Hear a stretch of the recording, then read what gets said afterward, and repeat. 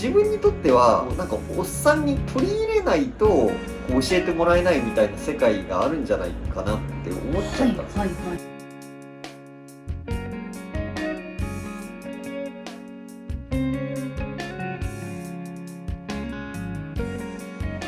自分の心のままに動いてたらこういう風になってきたって感じですよね。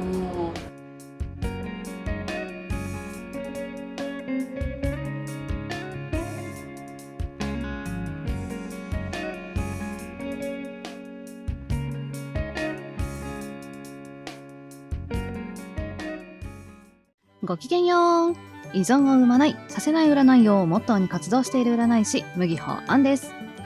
自分らしく豊かに人生を思いっきり楽しめる人を一人でも多く増やすべく、配信活動を通じて自分らしさとは何か、そして生活の上で欠かせない自分らしく生きる方法について発信しています。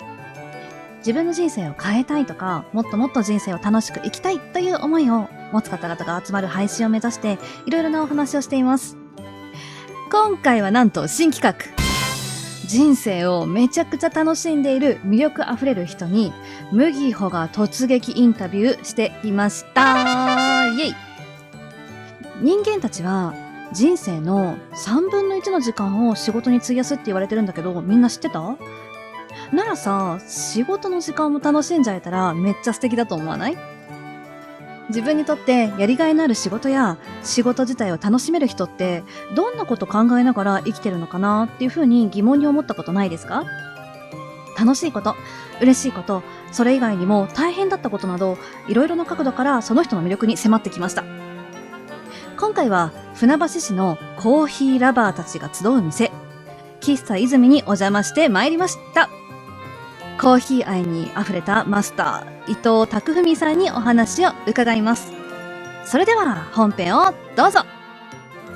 今日はお時間いただきましてありがとうございます。いい、こちらこそです。どうもよろしくお願いします。よろしくお願いします。では早速なんですが、ちょっと簡単に自己紹介をいただけたらと思いますが。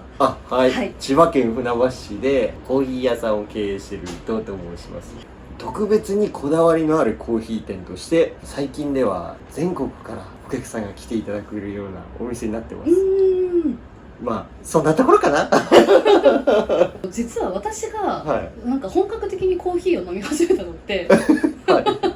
喫茶泉がきっかけだったんですよ。なんかそんな雰囲気ありましたよね。そうなんです。なんとなくわかります。それこそね、牛乳入れないととか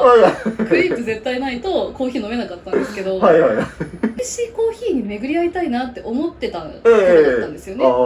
かつ実は私が関東に引っ越してきて拠点を移した直後だったんですよ、あれ。なんとなくね、最初の頃来だしてる時とかやっぱり感じてました。あ、本当ですか？わかりました。覚えてます？ 4 年前ぐらいですよね。そうですよね。な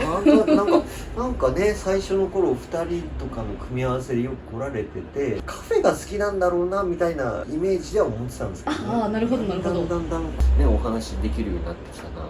ていうきっかけですよね。なんか私自身がすごくこういうこだわりの喫茶店とか、それこそバーテーブルのあるお店が結構好きなんですよ。で、入った瞬間にめっちゃ美味しい店だなここはって。入った瞬間にね、ありますよね。僕もいろんな他のお店行くんですけど、こう入った瞬間になんか波長が合うっていうとやっぱありますよね。外のねメニューの看板とか、もうね、そうですね。味わいがすごいじゃないですか。でなんかずっと行きたいねって言ってた時に実際来てみて、で初め多分私カフェオレから入ってると思うんですよ。そうかもしれませんね。ちょっとね、泉ブレンドとかね、甘みブレンドとかも飲まれてたりとか、なんかその時によってカフェオレかコーヒーかみたいなね感じでしたね。大丈夫ですよ。覚えてますカフェオレじゃないものを頼んだ初めての日に、あれ今日カフェオレじゃないんですかって言われたのは私も覚えてます。そうでしょうね。確かにね、やっぱそういうイメージありますからね。ありますあります。マスターすごい実はすごい人じゃないですか。ネルドリップの周りの人はそう言ってくださいますよね。ありがたいことにね。コーヒー初めての方もいるかもしれないので、コーヒーのネルと普通のなんていうんですか、紙ドリ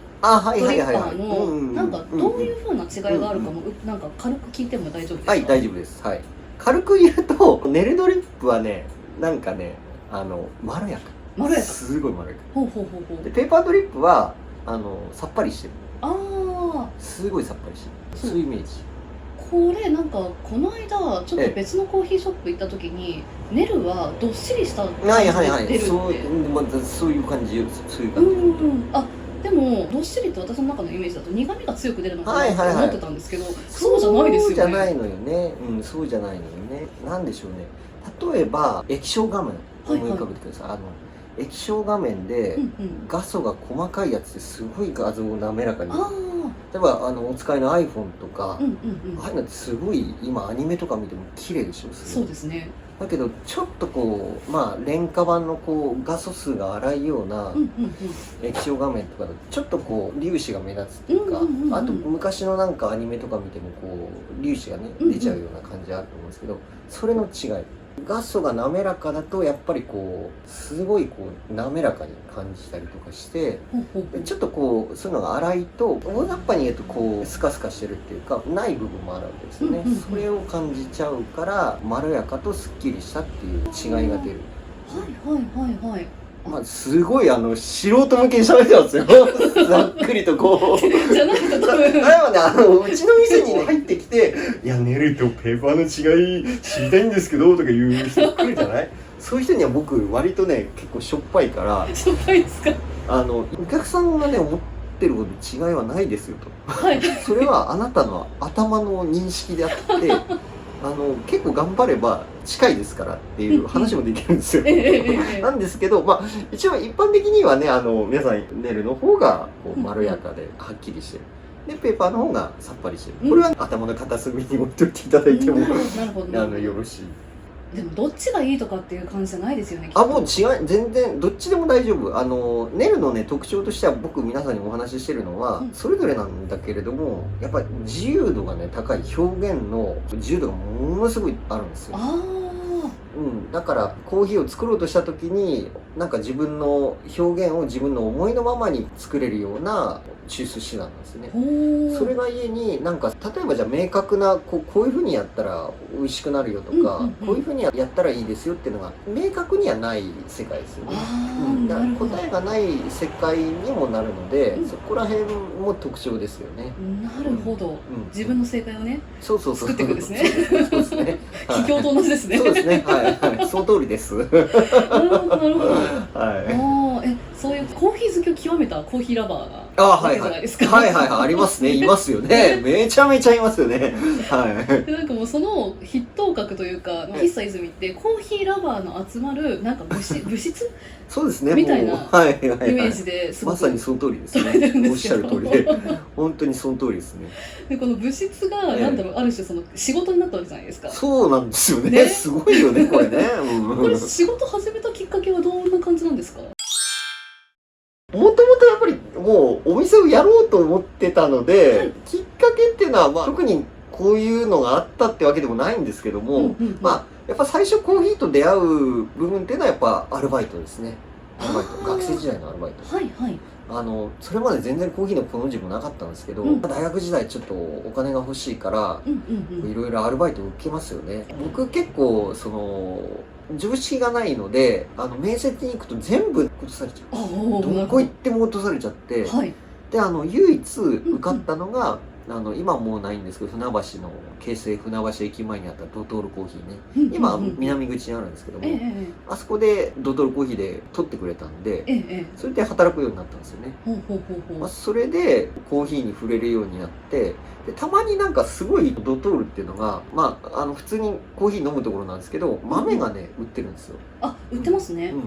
で豆売ってて、ですごい豆売れるお店で、いつもはちょっと偉いおばちゃんがこう豆の応対してたんですよ。やっぱり専門的なねこともあるんで、だけどたまにやっぱりそのおばちゃんが休みの時にアルバイトが説明しなきゃいけない。それがほら僕真面目だから困っちゃうのよ。なんかおばさんに「モカってどういう味するの？」とか聞かれて「いやなんか酸味っぽいっすかね」みたいな感じでなるんだけど、やっぱりちょっとそういうやった時にちょっとこれはちょっと勉強した方がいいなと思って、でそっからですよね。なるほどなるほど。なんかもう完全に受かったからっていう感じだったってことですか？まさにマジで全然ね。だからその前いろいろ受けてました。なんかちょっとこう突き詰める仕事みたいのがいいな、まあ、ある意味職人みたいなうんうん研究職とかがいいなと思ってたからええ例えばパン屋さんとかも受けたりしますあーすごい親切なパン屋さんがいて話は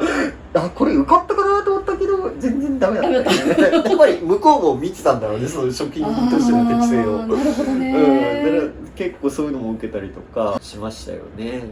はあでまあたまたまって言ってもたまたまですよマジで。でもある種そうすると運命的な出会いだったそうですねありがたいですよですよね本当に。でそこからコーヒー沼に入っていっそうてマジでマジで。ズブズブとはいはいはいその通り。お客さんにもちゃんと説明したくってそうですね、もうそれでなんかいろいろ今でいうコーヒー店が開催してるセミナーに参加するんですよ。はいはいドトールだけだとやっぱ物足んないんで本見ててもやっぱ分かんないから、なんかちょっとある有名なお店がやってるセミナーに参加してそこで初めてこうコーヒーの違いを知ることになってえでやっぱりまあ正直全然違うのよ。あで知識がない僕に対して、まあ、やっぱり味で向こうは納得させるような感じで、うわこれすっげえなとか言って思はってもうちょっといいっすわコーヒーみあなるほどなるほどこれっすわとたいなこんな感じでした。ああなるほどですねそうかそうかすごいそうすると人生の転機みたいな感じになってくるのはどういうタイミングだったんですかあまずはやっぱりたまたま受かったこのアルバイト、うんうんこれはありますよね、うんうんでも全然僕それまでは意図してなかったんで、えでもそこで入った時にやっぱり自分の興味がしっかりそこに向かってやろうっていう、うんうんそのやっぱりそのたまたまな物事と自分の物事っていうのがこうんううん一致するとやっぱうりんなんかそれがこう転機になるっていうのはあうりますよね。んたまたまあったことで自分の意思、これが合わさるとこうバッとくるみたいな。ああまあゴールというか、はいはいはい自分がこう向こうに行きたいなみたいなイメあージがパッと浮かぶみたいなそうですねニュアンスパッとなりますよね。うんうんまあそういう結構感感じ覚的ですねはい、パッとなるんですね。なんかこれだって思いますよね。そういうコーヒーで説明のために勉強しようって思ってる頃はまだあれだったんだけど、うんうんやっぱりそういう勉強し始めて行動してうんうんセミナーとか行って、すごいなっていうのを受けた時ですよねやっぱり。まあそれまでもやっぱりたまたま入ったっていう事実があって、うんうんうんでそれで行動しててっていうところで、うんうんうん徐々にチェンジですよね。でもやっぱりひらめきありますよね。ねバッっていうね。ほうほうほうほう、はいはい。セミナーの時ってそれがすごいなって思ったのは憧れみたいな感じですかいや単純にもう知らない世界があって納得しちゃうわけよね自分が。あ納得するんですか、やっぱ言ってる通りやんけこの人もみたいな。あ半ばほら若い頃ってなんかちょっと世の中損をする立場なんだけど車に構える人とかいるでしょまあそういうのってちょっと今思えば損する立場になってるんだけどそうは言ってもでもうわすげえこれ言ってる通りだ先生のみたいな、はいはいはいそこの力みたいなのがあったからっていうのはありますよね。一貫性ですね、そこが大したことなければおそらくまあこんなもんかなで済んだと思うんですけど、はいはいやっぱりそこのセミナー主催してる人もそういう、面白いな一貫性みたいのがあって、うんうんちょっとこう車に構えてる人間でもこう納得させられるような、うんうんうんそういう何かっていうのがやっぱり掲示できたっていうか、うんでそれでそういう物事と重なってこう、うんうんバッとなるみたいな、バッとなるみたいなはいそういうなる感じですね。ほどやっぱそこが転機だったというそうですねまずそこはありますよねすごいありますね。そこからコーヒー沼を深めていってお店を作られたのはいつ頃なんですか2010年なんでもう14年とかですよね。でそうだ私が一番初めに通い始めた時に10年おめでとうございますみたいなそうかはいそうですねもうちょうどその頃ですかねそうだ10年本当に4年まさにそうですね。なるほどなるほどそういうセミナーとか受けててほぼもうコーヒー屋さんやろうと思って活動してたんで、それまで準備期間みたいな感じでしたよね。なるほどそのお店やろうに意識が切り替わったタイミングっていうのはないんですか？どうなんでしょうねかかるまで考えたことなかったんですけどやっぱそこからさらにまたいろんなセミナーとか行って知識を増やしていくとやっぱそれもまた一つの出会いがあって、職人の世界ってやっぱ見て覚えるみたいな感じがありますよね。でそれのもうちょっとね強力なスタイルの方で、なんか自分にとってはなんかおっさんに取り入れないとこう教えてもらえないみたいな世界があるんじゃないかなって思っちゃったんですよ、はいはいはい、ちょっとある意味こう反面教師なんだけども、それでそう思った時にこれは分かった、自分でやった方が突き詰められるなって思ったんですよ。そのセミナーに行ったことがある、はいはいはい、逆に教わらないことで自分でこう突き詰めていった方がもっといろいろ自分の自由にできるなと思ったから、うんうんうん、それでそうか、じゃあ自分でやっぱりいろいろ焙煎とか抽出とかやっていくには自分でお店開いた方が好き勝手にできるから、うんうんうん、やっぱりそういうのをこう選んでいったわけですよね。ある意味何か教わりに行きたくて行ったんだけども、ちょっとそこがそういう自分の目的のものが得られなかったんで、じゃあ自分でやった方がいいじゃんっていうルートになりました。それでこう徐々にっていう感じ、もうそこまで来たらもう後戻りできない状態なんで。もう確かにセミナーでその場のことをそのまま学んで、それですぐにやるみたいな、その通りにやるだったらフランチャイズでいいですよね。そうなんですよね、本当に本当に。なるほどな。これフランチャイズを取らなかったっていう選択もやっぱりそこの自分でやってみたかった。でもそれはでかいですよね。やっぱり最初にあるようなやっぱ何かを突き詰めたいみたいのはやっぱり結構子供の頃からあって、はいはい、それがだんだん結びついた結果ですよね。なんかレールとかそのガイドとか答えがあったようなものがいい方の場合はやっぱりそういうのを選んでいったと思う。やっぱそっちの運営が上手な人ももちろん世の中にいっぱいいるんで、そういうのがこう適性のある人もいっぱいいらっしゃると思うんで、それはそうだけど自分の場合はやっぱなんか自分でやった方がいいなっていうのでこういう風になりましたよね。ああ、なるほどですね。やっぱもう情熱の傾くままそうですね。やってる。自分の心のままに動いてたらこういう風になってきたって感じですよね。でもそうするとあれですよね、お仕事楽しいですかって聞かなくても楽しいです。もう本当に楽しいですね。特にこう楽しいなっていう風に感じる瞬間みたいなのってありますか？ああ、なるほどね、なるほど。まあものすごいいろいろあるんですけど、例えば昨日昨日6杯ぐらいコーヒー飲んでくるコーヒーラバー来たんですよ。6杯は、6杯ってすごいですね。すごいですよね。6杯まずすごいんですけど、知らない人だったんですよね。はいはい。6杯頼むと思ってないからこっちは、どんどん注文されるわけですね。はい。それで何が面白いかっていうと、こっちもほら6杯飲むなんて思ってなかったから、大概2杯ぐらいで帰るんですけども、6杯も飲まれるとだんだん人間って求めちゃうんですよ、もっと。わかります？なんかなんか音楽とかでもちょっと激しいものを求めてったりねなんかするんで、やっぱり基本的にはそういう線でいかないといけないので、やっぱり6杯頼まれるとだんだん自分の持ち玉技がなくなってくるんですよね。はいはいはい。あれまだ来るのかみたいな。だけどその中でちゃんと今までの修行の成果を生かして、自分としては割と良かったなと思えたんで、まあその人がどう思ったか知らんですけど、自分なりにそういうことができた時に、ちょっと今まで修行した成果が自分の中で出たかなみたいな。まあ開業したての時とかだったらもうビビっちゃって震えてましたね、そういうお客さん。その6杯とか来たわ、もうダメだみたいな。どうしようすいません、なんか言い訳言っちゃったりね、もうね。すいませんね、ちょっと6杯なんか入れたことないもんですからみたいなね、喋っちゃってね、その時はもう全然喋らずに淡々と普通に淡々と、そういう習慣とか良かったですね。面白いですよ。はい。そうですよね。でもなんか自分の経験がなんか自分のことを裏切らなかったなっていうのを感じられますもんね。そこがやっぱり自分の成長とか巡ってきた道の実感があると、うわーって感じしますよね。すごいいいですよね。なるほどな。アドレナリン出そうですね。もう完全に出ますよ。やっぱり仕事をしてる目的っていうのはある意味そのアドレナリンがバーって出る瞬間をいくつ作れるかみたいな部分ってありますよね。こう一応ルーティンみたいな部分でもちろんお仕事ってあるんですけども、やっぱりそういう瞬間が欲しいからっていうか、やっぱそういうのに出会いたくてやりますよね。そうですよね。でもそうですよねって言っても、これも私も同じ価値観だからそうですよねになるんですけど、